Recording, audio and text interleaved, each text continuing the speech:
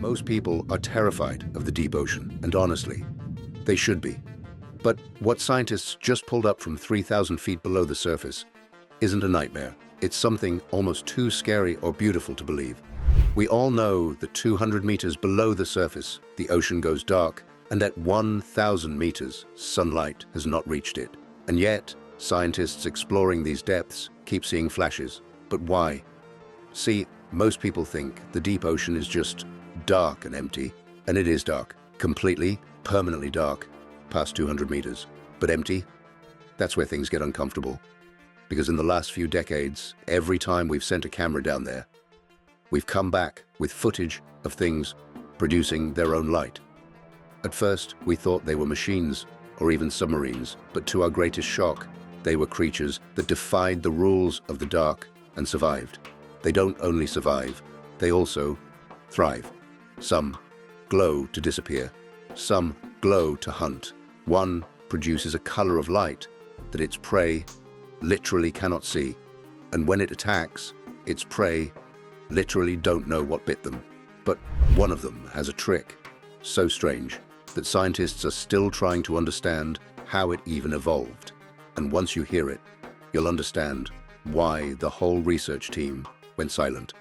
Let's descend into the darkness and meet 5 creatures that shouldn't exist. Before we dive into the deep sea, and I mean that literally, we have to get one thing straight. The ocean is not like what you think. It actually goes down 11,000 meters. 11,000. To put that into perspective, the ocean goes deeper than Mount Everest, which is only about 8,800 meters tall. It also means that you can actually drop the entire mountain into the deepest part of the ocean and still have water above it. And if this doesn't scare you, just know that we have better maps of Mars, yes, the planet, than we do of the ocean floor. Which means you may not get lost on Mars, but there is a high chance that you will in the ocean. But are all parts of the ocean scary? Well, technically no. You see, at 180 meters deep, sunlight still sips through the ocean. So even if you get lost, you can just follow the rays from the sun and find your way back on top. But below that, sunlight gives up and everything becomes pitch black permanently. In addition to total darkness, the pressure down there is also 100 times stronger than what you feel on the surface. At 1,000 meters, the weight of the water above you would actually crush a human body, like it was made of paper. And yet, things live there. But they don't just live, they thrive, hunting and surviving in the same conditions that would kill almost anything we know. But down that deep, most small fish are scared to explore it, meaning that food is extremely scarce, and as such, most of the creatures surviving there just feed on what scientists call marine snow, which is basically tiny particles of dead organic matter drifting slowly down from above. Yes, most of these creatures wait for their dinner to fall from the sky, and they can wait for days. With all these harsh conditions, it's no shock that the HMS Challenger back in 1872 pulled back creatures that nobody had ever seen. There were things with no eyes, things that generated their own light, things so strange the scientists on board weren't even sure they were looking at animals. But hold on tight, because we're about to explore that deep sea and feast our eyes on these deadly creatures who managed to survive a place without sunlight. If you were expecting predators, hunting, blood in the water, you may not like this creature because it survives by doing the exact opposite. Meet Vampiroteuthis infernalis.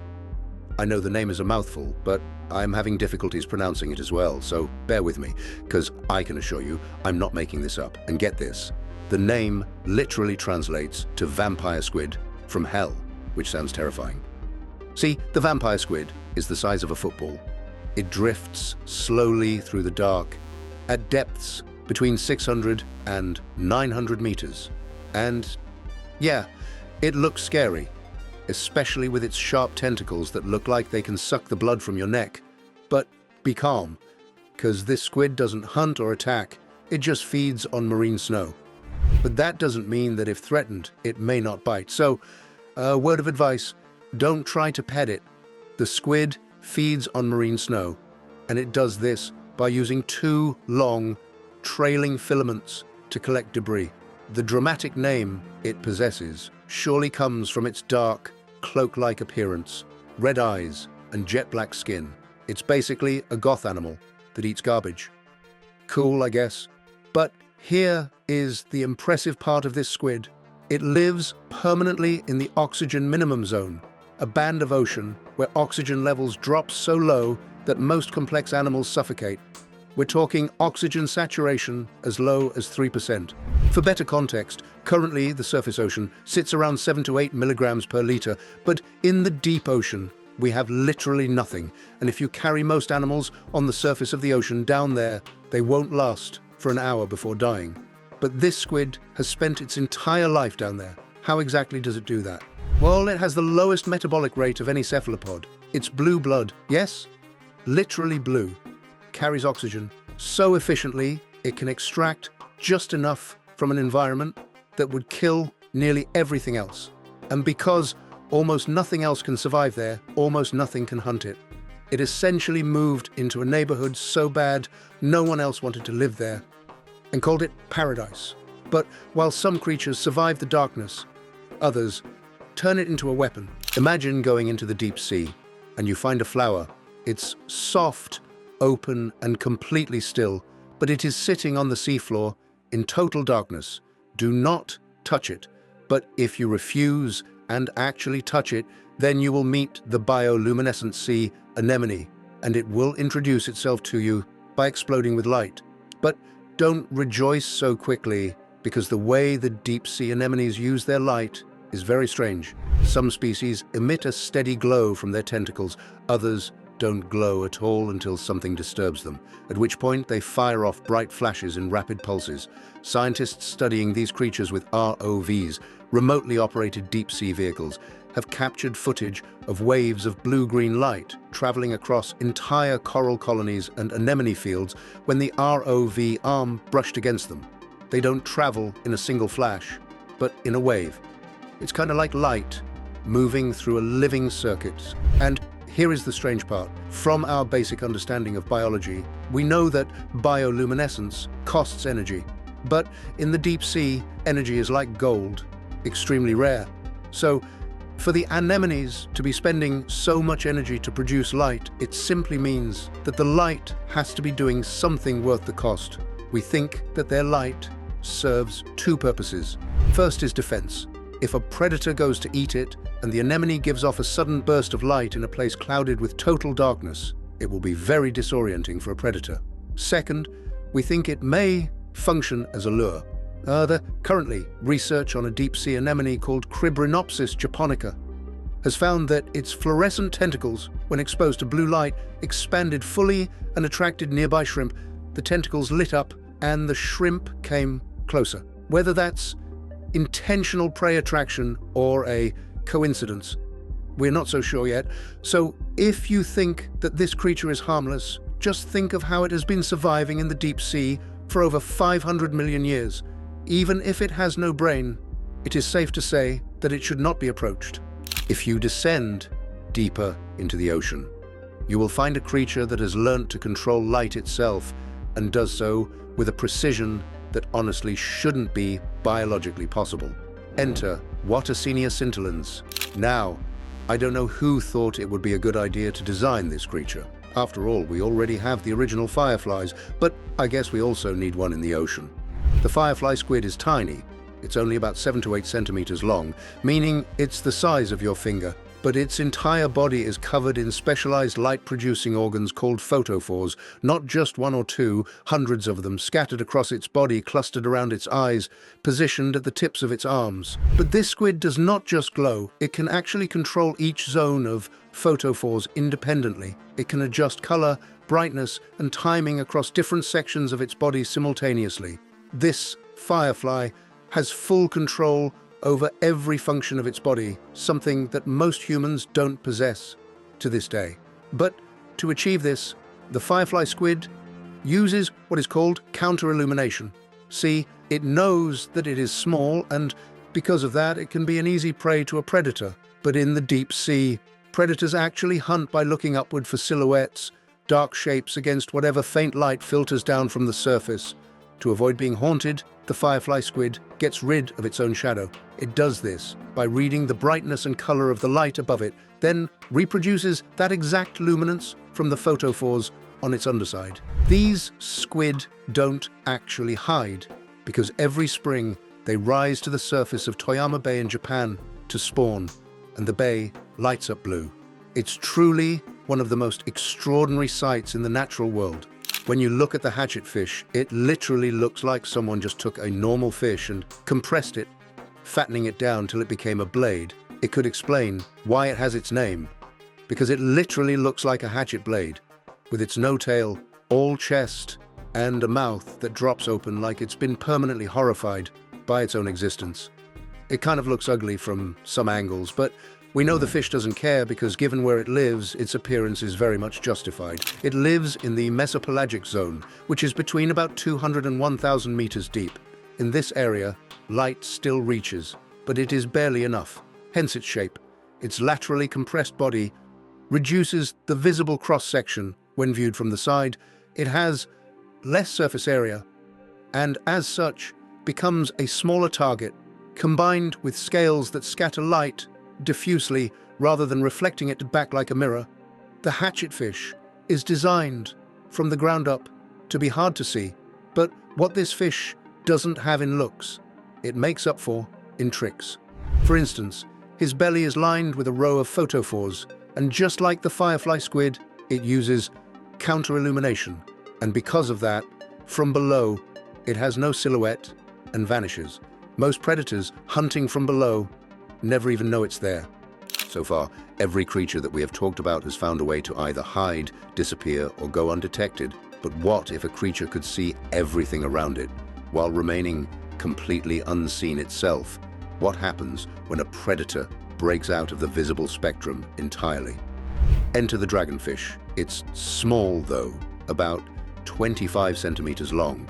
It's black, eel-shaped, and honestly, at first glance, it doesn't look that threatening. Well, not until you see its jaw. Its lower jaw is about 1/4 of the fish's entire body length, and the scary part is that it has no floor. Like, there is literally no skin between its jaw bones, and this eliminates water resistance and allows it to swing open with terrifying speed. And get this, the bones at the front of its spine are very soft and bendy, meaning that it can quite literally tilt its head back to enable it to open its mouth wider than any other fish its size. And when that mouth opens, you can't see the teeth, and it's not because they are absent, but it's because they are transparent. So he can actually bite down on you, and you would never see it coming. Makes us wonder why they didn't call it the ninja fish. So why does this small fish have a deadly setup like this? Well, when researchers placed his teeth under an electron microscope, they found that his teeth are made from the same mineral as human enamel, but it has been reorganized into structures that are so small that light passes through them instead of reflecting off them. But don't let the size of the teeth fool you, because those same teeth are as hard as those of a shark and as sharp as those of a piranha. But even with these deadly teeth, the real weapon of the dragonfish is not its teeth, it's the light. Below each of its eyes, it possesses a suborbital photophore which emits far red light at a peak wavelength. Red, not blue or green, mostly exists in the deep seas, and because this color is not rapidly seen in the deep sea, most fish are blind to red. So the dragonfish has a private flashlight that other animals can't detect, meaning that it can clearly see its prey, but its prey has no idea that anything was there at all. So what happens when a creature can see in a spectrum? No one else can. For lack of a better explanation, it simply becomes the apex predator of a world that doesn't even know it's being hunted. Now, I don't know about you, but all these creatures sound both beautiful and scary. They are the wonders created as a result of the deep sea mutation. Would I personally want to touch any of them? I think not, but it's exciting to know that somewhere in the ocean there is a creature that is invisible. There is a flower that has predatory tendencies but has no idea that it does. There is a creature that its teeth can bite 1/3 of a fish, and there is a creature that is basically invisible to every creature around it.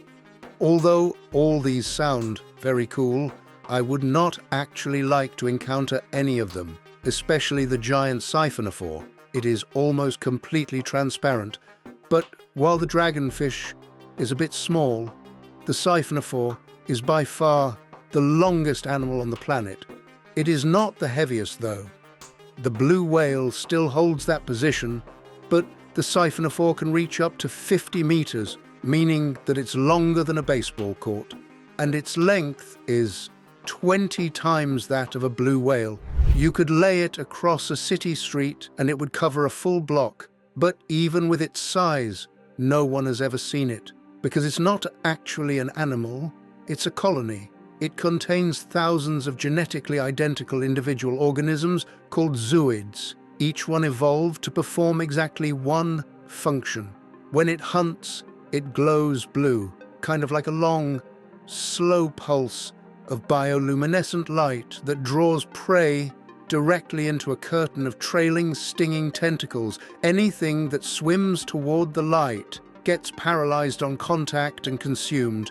But it's not all that powerful on land, because if you should somehow bring one to the surface, it will explode. Its skeleton is held together by water pressure, so if you remove that pressure, the whole thing comes apart. The deep sea is fascinating. It makes up 95% of the Earth, and yet we've only explored 20%. It kind of makes you wonder what else is down there that we haven't found yet. Well, make sure you subscribe to our channel, as we will explore more of it in our next video.